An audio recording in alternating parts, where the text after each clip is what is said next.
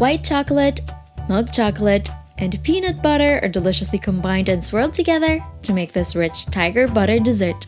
It's a homemade fudge that you can make as easy as 1, 2, 3.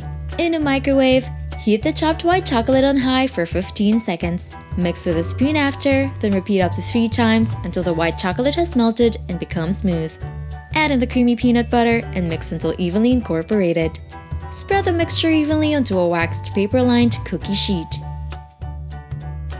With the chopped milk chocolate in a glass bowl, melt it in the same process inside the microwave. Pour the melted milk chocolate over the peanut butter mixture and swirl through with a stick. Then, let it chill for 25 minutes or until firm.